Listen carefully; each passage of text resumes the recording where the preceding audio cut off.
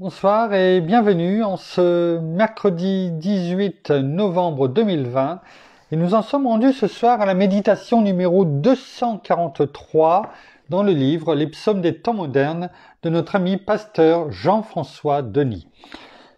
Avant de commencer, prions. Père, dans le nom de Jésus, nous te demandons encore de conduire toutes choses ce soir, que de notre bouche ne sortent que des paroles remplies de sagesse, que tu nous donnes cette sagesse dont nous avons besoin, ce discernement nécessaire, sans lequel nous ne pouvons avancer.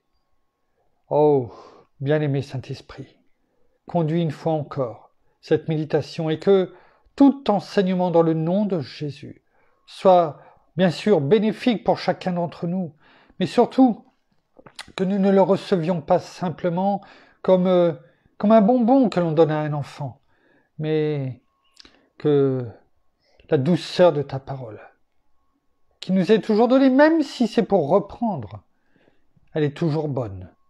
Eh bien, que ce soit une semence qui prenne racine à l'intérieur de chacun d'entre nous, de notre cœur au plus profond, qu'elle aille chercher, que cette racine aille chercher de ton enseignement, eh bien, cette source d'eau vive, afin de se nourrir chaque jour et de grandir en nous.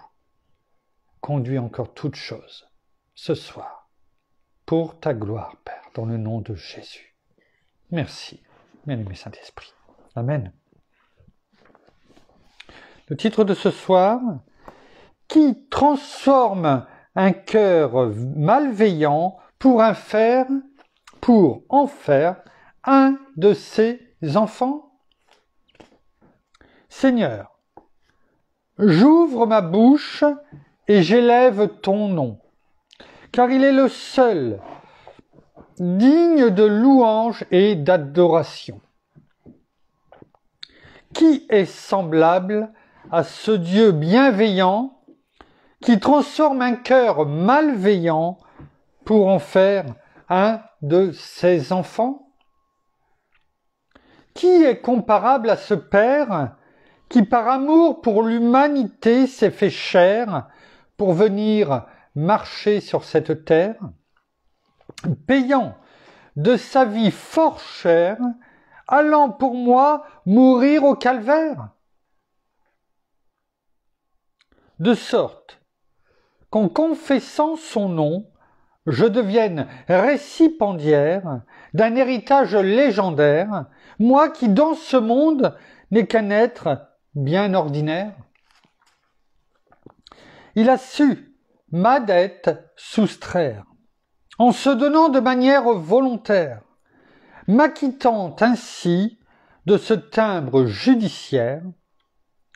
Ce solde a été payé, non par une devise monétaire, mais par la mort sur la croix du plus grand dignitaire, portant sur ses épaules toute ma misère. Il est même descendu pour moi aux enfers, à croiser le fer avec Lucifer, pour que je devienne de sa grâce tributaire et que je connaisse par sa victoire spectaculaire cette nouvelle vie en lui salutaire. Qui sur ce globe donnerait son fils en rançon pour payer la compensation d'un humain ayant commis autant d'infractions et dans lequel nous retrouvons en son cœur autant de transgressions? La racine de l'homme prend naissance sous les mots violation, profanation et condamnation. Mais toi, dans ton amour, tu acceptas d'annihiler ces expressions en effaçant complètement leur signification lors de ta crucifixion, offrant ainsi la rédemption à tous ceux et celles qui accepteraient par la foi ta justification. Ton exécution ouvrait donc ce chemin pour que je devienne bénéficiaire d'un legs extraordinaire. Ta résurrection me positionna à triompher sur mon adversaire.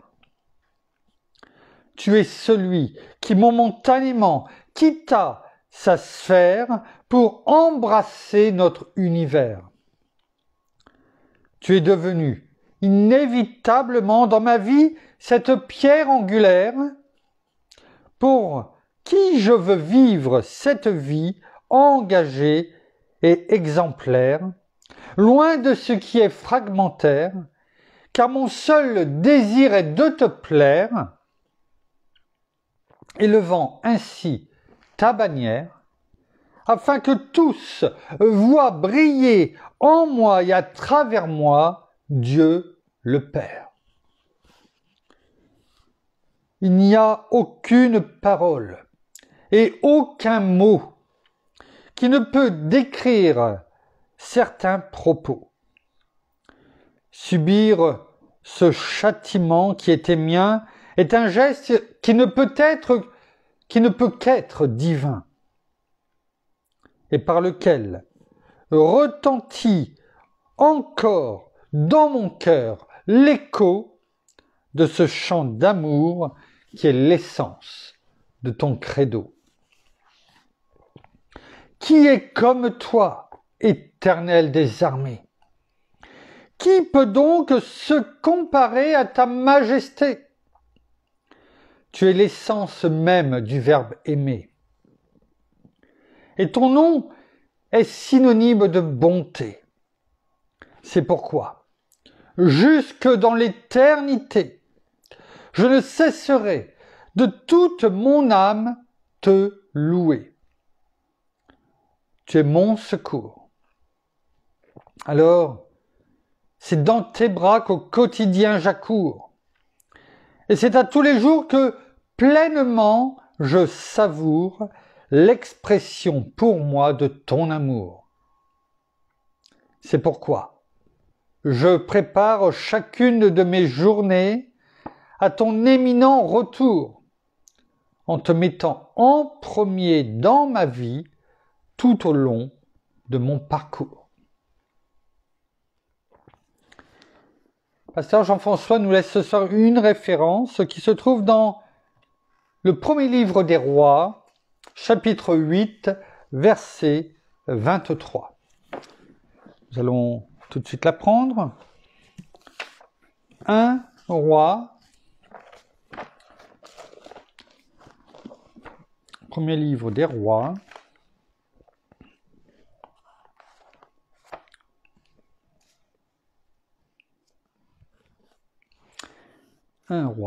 chapitre 8, verset 23. On va le prendre également dans différentes versions pour bien comprendre ce que la parole veut nous dire, ce que notre Père veut nous dire encore ce soir.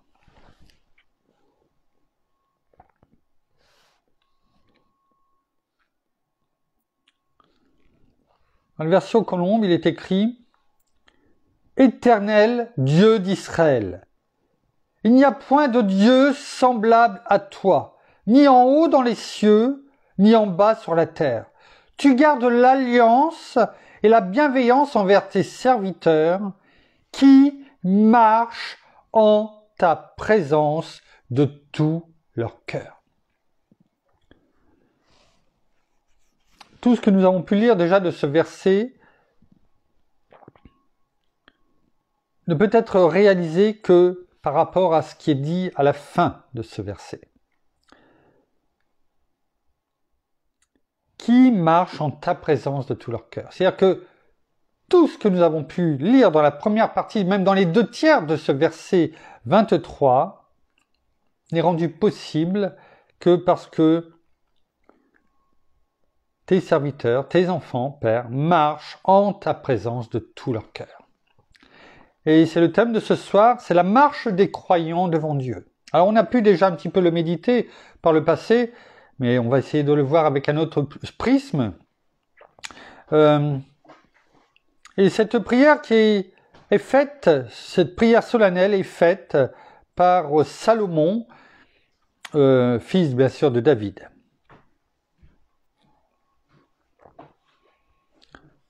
En version en français courant, il est même écrit, et notamment dans cette deuxième partie de ce verset, « Tu maintiens ton alliance envers tes serviteurs et tu restes bon envers eux, quand ils se conduisent eux-mêmes devant toi avec une entière loyauté. » Bien sûr, Dieu est amour. Mais si on se retire nous-mêmes, et on l'a bien dit bien souvent, si on se retire de son parapluie divin, de sa présence, eh bien, forcément, la donne n'est plus la même. On se retire nous-mêmes, ça veut dire que, quelque part, on dit, « Père, pour le moment, je n'ai plus besoin de toi. » Voilà, c'est plus la peine de me protéger. Un parapluie sert à se protéger de la pluie. Quand on se retire du parapluie, eh bien, on est mouillé. Et on ne peut pas jeter la faute sur le fait que bien le parapluie n'est plus au-dessus de nous.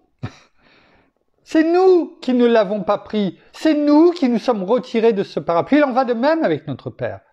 Bien sûr, il est bon. Bien sûr, il prend soin de nous. Mais si de nous-mêmes, nous nous retirons de son parapluie divin, de sa présence divine, si nous sortons de sa maison volontairement, eh bien, forcément, il y a des conséquences. La parole est claire. Tu maintiens ton alliance avec tes serviteurs et tu restes bon envers eux quand ils se conduisent eux-mêmes devant toi avec une entière loyauté. En parole de vie, il est même dit, tu gardes fidèlement ton alliance avec tes serviteurs, fidèlement, hein, c'est-à-dire qu'il est fidèle, c'est son nom. Tu gardes fidèlement ton alliance avec tes serviteurs quand ils t'obéissent de tout leur cœur. On l'a vu. Ce n'est pas les offrandes, les holocaustes que Dieu agrée, mais c'est l'obéissance de notre cœur. C'est notre obéissance, c'est ça qu'il aime par-dessus tout.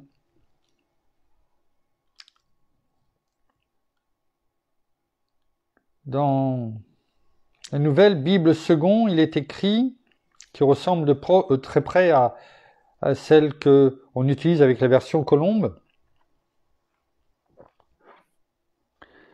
Tu gardes l'alliance et la fidélité envers tes serviteurs qui marchent devant toi de tout leur cœur.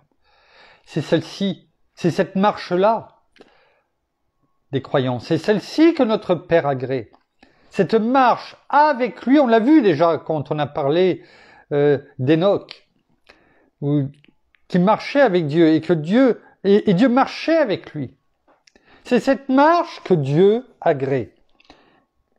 Cette marche devant notre Père de tout notre cœur. Et pour terminer dans ce verset, en français courant, dans la Bible en français courant, il est écrit « Tu maintiens ton alliance avec tes serviteurs. Tu leur restes fidèle quand ils se conduisent eux-mêmes devant toi avec une entière loyauté. » Donc on l'a compris, il faut marcher de tout notre cœur, il faut être loyal, il faut être droit. C'est important. Alors regardons ce que la parole nous dit à ce sujet. Dans cette marche des croyants devant Dieu. Alors bien entendu, devant Dieu, nous devons marcher, hein, selon son cœur, en toute loyauté, mais cette marche des croyants devant Dieu, il ne faut quand même pas oublier que c'est quand même notre Père qui marche devant nous. Il nous accompagne, il est devant nous, il est déjà dans notre avenir. Chaque jour, il est là, il nous attend. Hein? Donc, on parle bien de cette marche devant Dieu. Comment nous devons nous comporter dans cette marche en permanence avec lui, mais n'oublions pas quand même que ce n'est pas nous qui marchons devant Dieu, mais n'oublions pas que c'est lui qui marche devant nous. Hein? Ne faisons pas l'amalgame. Ne me faites pas dire ce que je n'ai pas dit. Donc, regardons déjà dans Genèse, chapitre 17, verset 1. Genèse,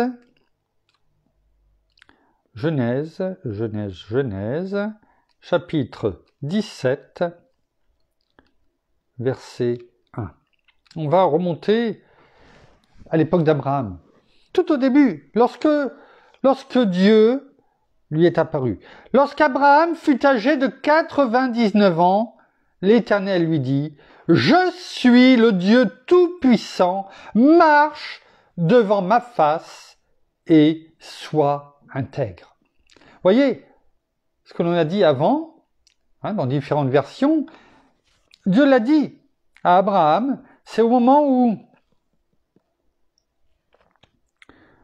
comment dirais-je,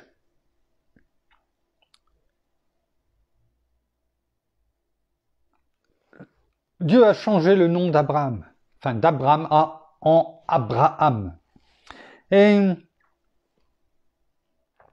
ce qui est beau, c'est que à 99 ans, l'Éternel lui dit, « Je suis le Dieu Tout-Puissant, marche devant ma face, et sois intègre. » Là aussi, en français courant, il est écrit,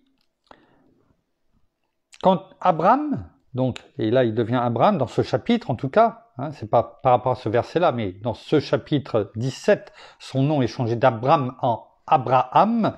Quand Abraham eut 99 ans, le Seigneur lui apparut et lui déclara, « Je suis le Dieu souverain, vis toujours en ma présence et sois intègre. » Il y a deux choses là qui nous est données et qui est pour nous, je dirais, deux clés importantes. La parole nous dit, vis toujours en ma présence. Ne te retire pas de ma présence. C'est ce que nous avons dit déjà en préambule. Ne te retire pas de moi. Reste avec moi. Ne t'écarte pas, ni à droite ni à gauche. Et sois intègre. L'intégrité, ce n'est pas simplement dans une facette de notre vie, c'est dans la totalité de notre vie. L'intégrité, c'est d'être droit, juste. C'est en fait avoir le caractère de Christ dans tous les domaines de notre vie. C'est ça l'intégrité. Envers nous, envers les autres, bien sûr frères et sœurs, mais aussi envers toute personne, y compris celles qui ne sont pas aujourd'hui chrétiens, qui n'ont pas donné leur vie encore à notre Seigneur. Parce que c'est justement dans ce témoignage que nous allons porter, bien sûr en confessant le nom de Jésus, mais aussi dans ce chemin qui est le nôtre, dans ce témoignage d'intégrité que nous avons, de cette droiture de cœur, et, comment dirais-je, d'être dans tous les domaines de notre vie, eh bien, c'est ça aussi qui va parler pour nous. C'est ce qu'il est dit, là, à Abraham.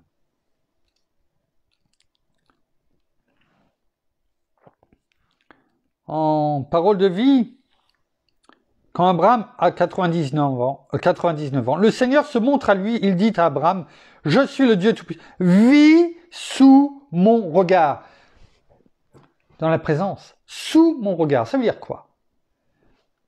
Dieu regarde toujours à nous, en permanence. Il nous regarde en permanence, tout le temps. Peut-être qu'on ne peut pas le comprendre, intellectuellement parlant.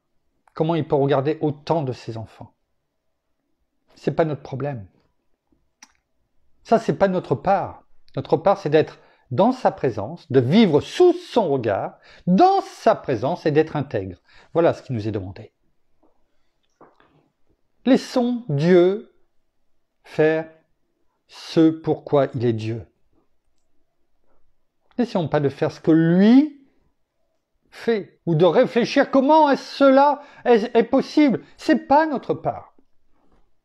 Ne ramenons pas Dieu à notre niveau. Il nous regarde en permanence. Il sait tout de nous. Il est omniscient, omnipotent, omniprésent. Et il est dit, en la fin de ce verset, « Et fais toujours ce qui me plaît. » Nous devons avoir, comme on le dit chaque jour, cette crainte révérencieuse. La crainte de son nom. Non pas aller se cacher sous une chaise ou sous la table. La crainte de son nom, cette crainte révérencieuse et respectueuse qui nous permet de ne pas le décevoir ni de l'attrister. Et pour ne pas décevoir quelqu'un ni l'attrister, eh bien, il suffit de faire ce qui lui plaît, de lui obéir, d'être respectueux, comme les enfants envers ses parents, comme nous envers notre Père.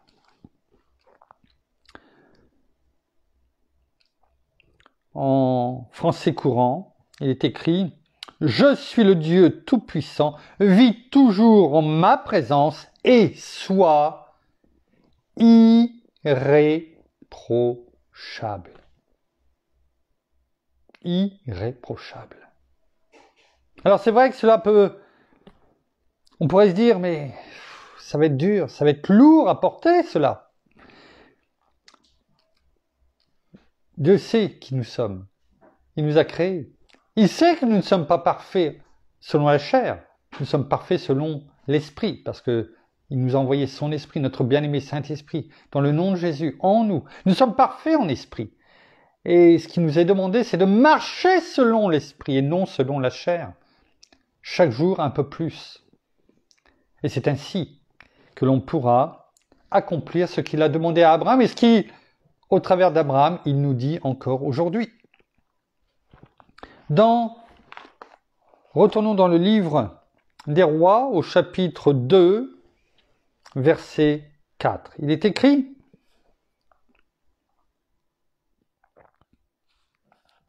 c'est les dernières instructions de David qui était à ce moment-là mourant, à son fils Salomon. Il lui dit,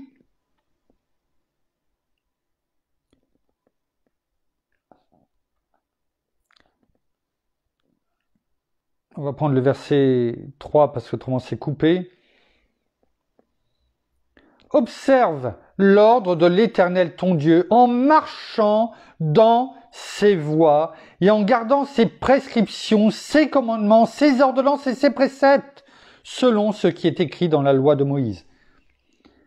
C'est exactement ce que nous demande aujourd'hui. On l'a dit auparavant. Si on marche dans l'intégrité, si on marche selon l'esprit, eh bien en fait,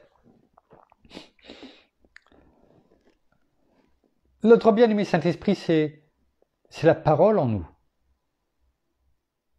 L'épée de l'esprit qui est la parole de Dieu. Garder la parole, c'est garder ses commandements. Garder la parole de Dieu, c'est garder ses commandements, ses prescriptions, ses ordonnances et ses préceptes. C'est garder tout cela. De la même façon que David le disait à Salomon son fils. Pourquoi il lui disait ça? Regardons ce que nous dit la parole. Pour nous, afin que tu aies du succès dans tout ce que tu feras et partout où tu te tourneras. C'est en fait dans tous les domaines de ta vie. Où que tu ailles, si tu fais cela, si tu gardes la parole de Dieu dans ton cœur, dans ta vie, si tu marches dans l'intégrité, eh bien, tu auras du succès dans tout. Dans tout ce que tu feras et partout où tu te tourneras, où tu iras. Cela nous est rappelé dans Josué 1, versets 8 et 9.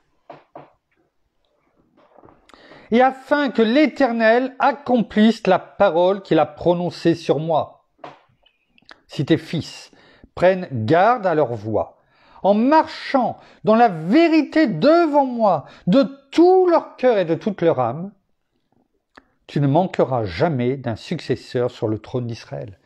Au travers de cela, la parole nous dit, eh bien, tes enfants, des enfants de tes enfants, et ainsi de suite.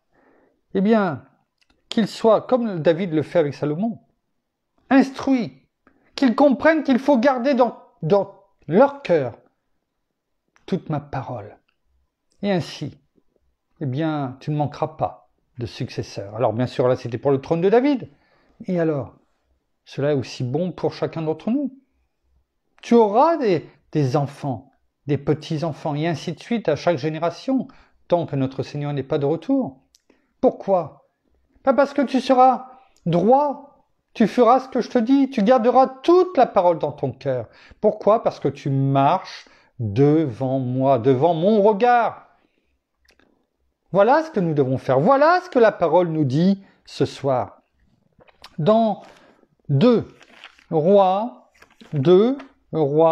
chapitre 20, verset 3. 2 Rois, on va regarder dans d'autres versions. 2 Rois, chapitre 20, verset 3.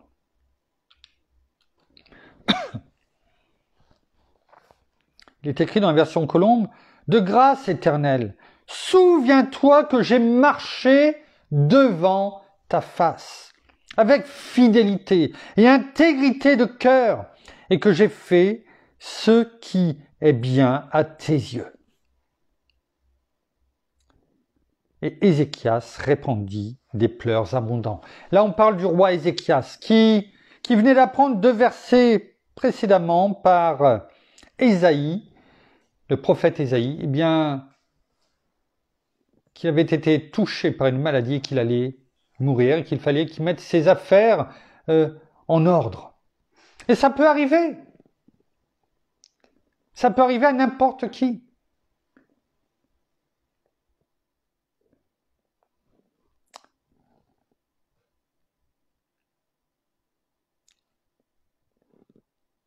Et le roi Ézéchias a fait monter cette courte prière. Mais il a mis tout son cœur. Je dirais qu'il n'a même pas cherché. Il est venu et il a parlé à l'Éternel, notre Père. De grâce éternelle, souviens-toi. Vous savez, est-ce que l'on peut dire aujourd'hui, quelle que soit la prière, quel que soit le domaine de notre vie, Père, souviens-toi que j'ai marché devant ta face, hein, en remplaçant Ézéchias par nous, chacun d'entre nous. Père éternel, souviens-toi que j'ai marché devant ta face avec fidélité et intégrité de cœur et que j'ai fait ce qui est bien à tes yeux. Est-ce que l'on peut dire cette prière d'Ézéchias à l'Éternel? Est-ce que l'on peut dire la même prière à notre Père aujourd'hui? Par rapport à un événement qui survient dans notre vie. Est-ce que l'on peut faire cette même prière? Je ne fais juste que poser une question. Est-ce qu'on peut faire cette même prière? Elle est courte, hein? Et ensuite, Ézéchias répandit des pleurs abondants. Ce n'est pas quelques gouttes des larmes de crocodile, comme on dit. Non, des pleurs abondants. Est-ce que l'on peut, à l'image d'Ézéchias, dire la même chose lorsqu'il nous arrive quelque chose? Est-ce que l'on peut avoir ce dialogue avec notre Père en toute franchise? Parce qu'il sait, hein, il voit, il connaît notre marche avec lui.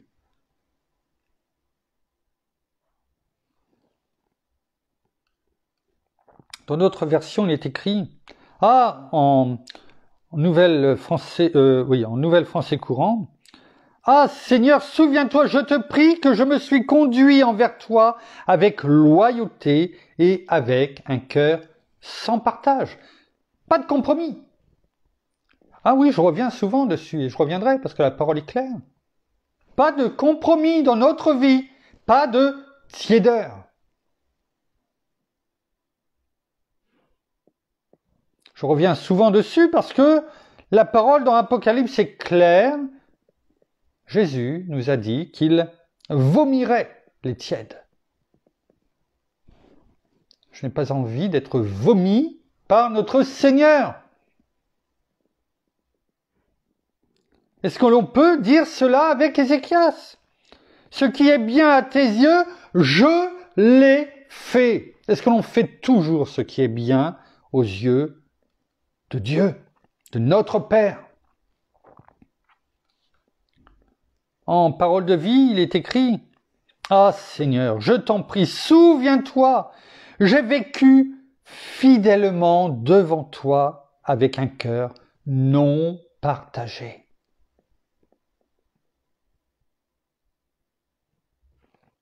J'ai fait ce qui est bien à tes yeux.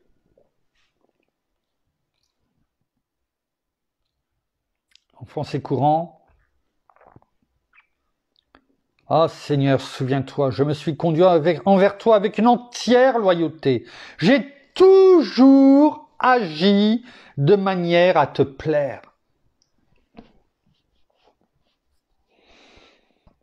Puis il ne put retenir ses larmes. Est-ce que l'on peut dire cela dans notre vie au quotidien?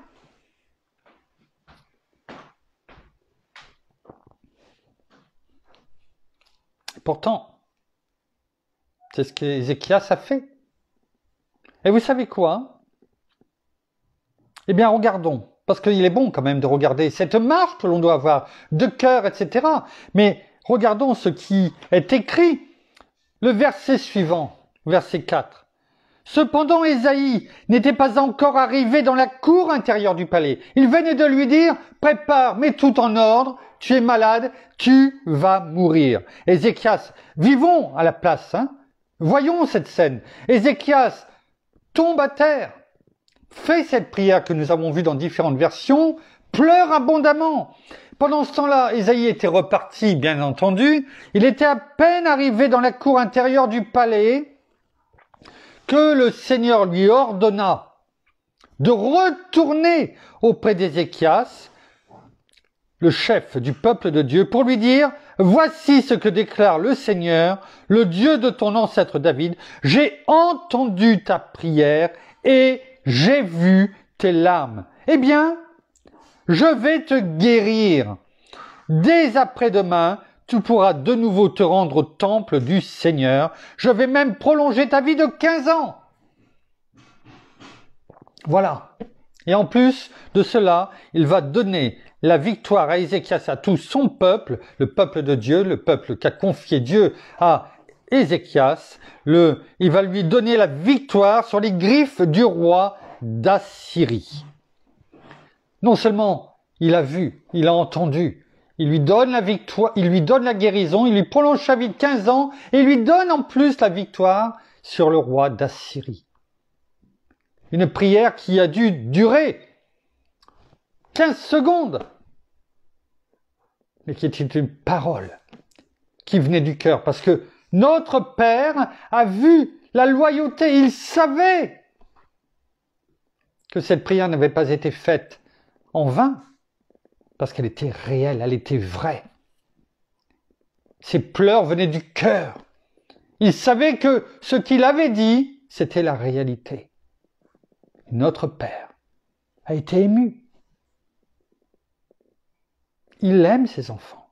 Voyons comment il a répondu tout de suite. Ne croyons pas que notre Père est... Oui, c'est un juste juge, mais il nous aime. Il a donné son Fils unique, comme on l'a lu tout à l'heure. Qui est-ce qui enverrait son Fils pour quelqu'un qui ne connaît pas? Eh bien, notre Père nous connaît tellement qu'il l'a fait pour nous sauver, pour avoir une multitude d'enfants à ses côtés.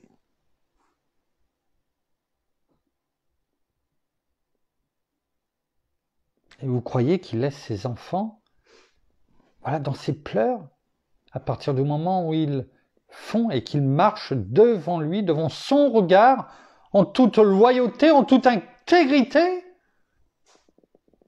qu'ils gardent dans leur cœur tous les commandements qu'il nous a donnés au travers de sa parole que l'on lit et que l'on médite chaque jour. Et si on le met en pratique, tout ce qu'il nous dit, vous croyez que notre Père n'est pas bon, juste, fidèle, pour répondre à nos prières et les entendre? Mais bien sûr qu'il entend tout ce qu'il nous dit, tout ce qu'on lui dit. Mais il voit aussi tout ce que l'on fait et tout ce que l'on peut penser dans notre cœur. Même si on ne le dit pas, il le voit. C'est pourquoi nous devons être fidèles, loyaux, intègres, dans nos pensées comme dans nos actions. Lui obéir en tout point, mettre en pratique tout ce qu'il nous dit chaque jour. Et ainsi, nous pourrons faire élever notre voix sans arrière-pensée, de façon naturelle, comme Ézéchias. Et il répond tout de suite. Parce qu'on n'a aucun doute. Dans le livre des Psaumes, chapitre 56, verset 14, il est écrit en version Colombe, « Car tu as délivré mon âme de la mort, mes pieds n'ont-ils pas évité la chute, afin que je marche devant Dieu dans la lumière des vivants ?» On va la prendre dans une autre version et vous allez tout de suite, on va prendre en français courant, et vous allez tout de suite, quelquefois c'est plus facile dans d'autres versions à comprendre certaines paroles de notre Père. Psaume 56, verset 14. Psaume 56, verset 14.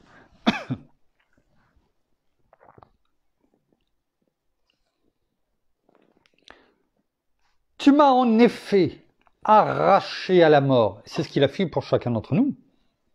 Il nous a arrachés à la mort, cette mort certaine, dans laquelle nous étions errants sur la terre.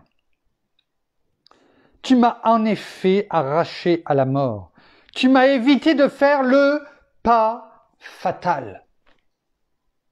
Nous aurions pu y rester à n'importe quel moment. Et ce pas que nous aurions fait, le dernier, aurait été fatal. Cette mort éternelle.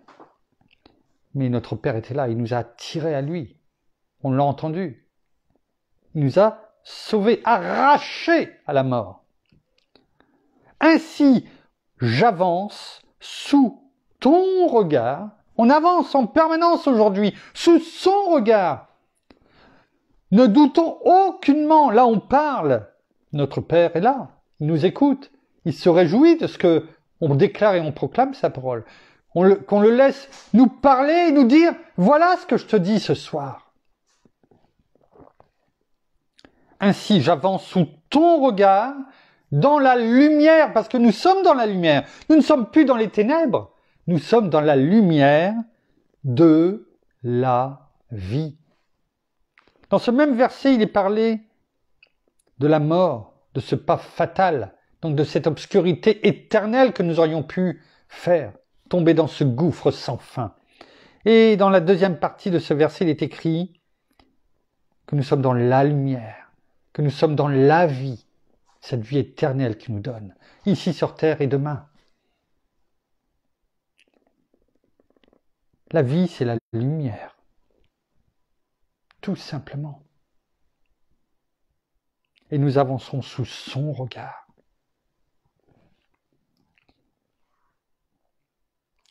Un dernier verset qui se trouve dans le psaume que nous allons prendre également en version en français courant, psaume 116, verset 9. Psaume 116, verset 9. Il est écrit « Sur cette terre destinée aux vivants, je marcherai donc sous le regard du Seigneur. »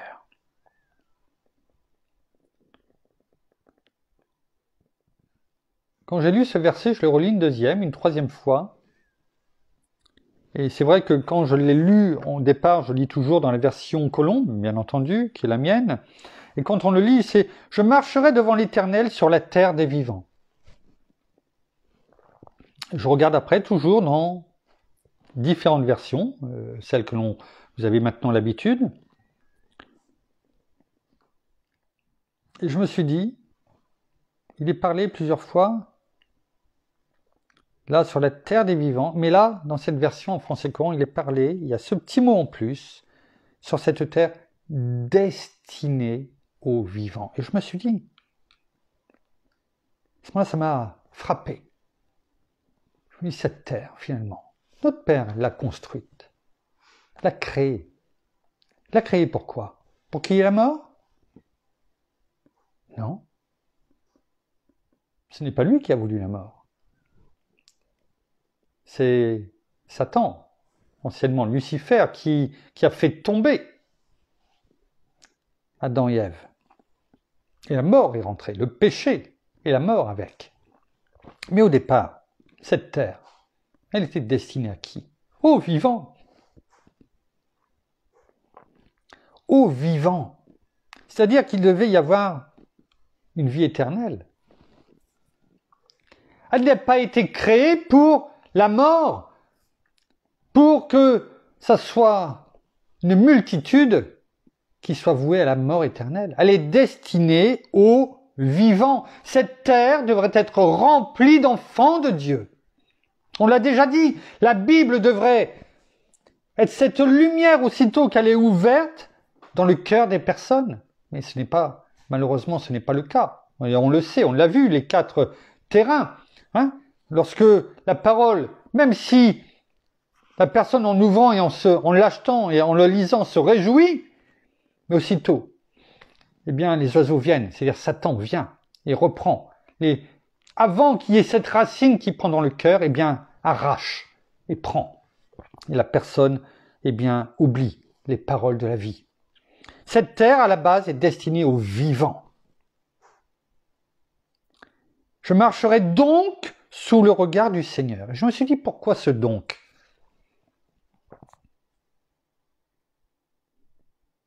Sur cette terre destinée aux vivants, je marcherai donc sous le regard du Seigneur. Quand il y a donc, ça veut dire que c'est la conséquence de. Le donc, c'est ça. Conséquence de quoi? Eh bien, c'est ce qui est écrit au verset 8, le verset précédemment. Pourquoi? Parce que la parole nous dit au verset 8, « Oui, tu m'as arraché à la mort. Seigneur, tu as séché mes larmes, tu m'as évité de faire le pas fatal. » Et le verset 9 est la conséquence du verset 8. C'est là qu'il nous dit, sur cette terre destinée aux vivants. Alors, tout comme notre Père nous le demande, marchons. Marchons, il y a bien longtemps maintenant, il y a c'est une comédie, je crois, qui a été faite, je me rappelle plus, je crois que ça devait être Le Splendide, et ce film c'était Marche à l'ombre. C'est bien ça? Si je me trompe pas, je parle, mon épouse me dit que oui, Marche à l'ombre. Et bien sûr, ce n'était pas à l'ombre des ailes de notre Père, mais marche à l'ombre, reste dans la pénombre, dans l'obscurité. Non, notre Père, au travers de sa parole, nous dit marche dans la lumière. Pourquoi? Parce que c'est la vie. C'est la vie. Alors, c'est ainsi qu'il nous demande de marcher dans la lumière, sous son regard, qui nous éclaire en permanence. Il est dit que la parole est une lampe à nos pieds et une lumière sur notre sentier. Alors, laissons-nous conduire par cette lumière, par notre bien-aimé Saint-Esprit, en nous rappelant qu'à tout moment, quand je dis à tout moment, c'est à chaque seconde de notre vie qui s'égrène, notre Père voit notre cœur, nos pensées, nos actions. Alors c'est vrai que cela peut... Il ne faut pas que ça nous bloque. Ce qu'il nous demande, c'est de vivre normalement, dans la loyauté, dans l'intégrité, en sachant qu'il est là, afin de pouvoir eh bien, à tout moment de notre vie, eh bien, chaque jour, venir auprès de notre Père, de notre Seigneur, librement de parler avec lui. Sachant que, eh bien, il nous a guéris, il nous a arrachés de la mort, afin que nous soyons sous son regard, dans la lumière, dans la vie, afin que nous mettions en pratique tout simplement cette parole. Alors marchons devant lui. Nous avons pu voir succinctement, certes, mais c'est déjà pas mal. Appliquons déjà ce que nous avons entendu, afin de pouvoir, quand on viendra devant lui, eh bien élever nos voix chaque jour, quand on lui parle, en sachant que, eh bien, ce que l'on dit, eh bien, on aura déjà tout de suite la réponse, parce que, eh bien, il voit que nous sommes, comment dirais-je, intègres, envers lui, mais aussi envers tous les hommes. Merci Père, merci Seigneur, merci bien-aimé Saint-Esprit, nous terminons par la prière. Non, merci Seigneur, et bien encore pour ta présence parmi nous. Merci encore de te révéler par notre bien-aimé Saint-Esprit, afin que tu nous conduises eh bien, dans la vérité. Merci parce que ta parole apaise et sèche nos pleurs, guérit nos maladies, mais aussi notre tristesse, et enlève toute tristesse de nos cœurs et de nos vies. Alors merci parce que nous pouvons marcher à l'ombre de tes ailes. Merci parce que tu es notre secours, tu es notre appui. Et nous voulons aussi marcher avec toi chaque jour de notre vie.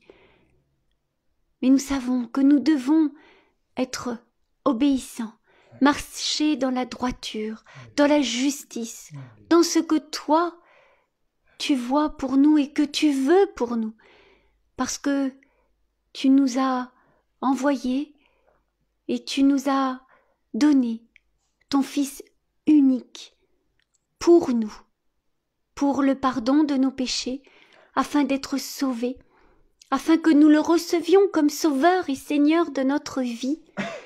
Et ce n'est pas pour rien. Alors nous savons que notre Seigneur est assis à ta droite, Père, qu'il est vivant et que tu lui as donné toute autorité sur la terre, dans les cieux, sous la terre. Mais aussi, soyons, oui, ces enfants obéissants, droits, intègres et justes, non seulement vis-à-vis de nos proches, vis-à-vis des personnes que nous rencontrons, mais aussi vis-à-vis de nous-mêmes.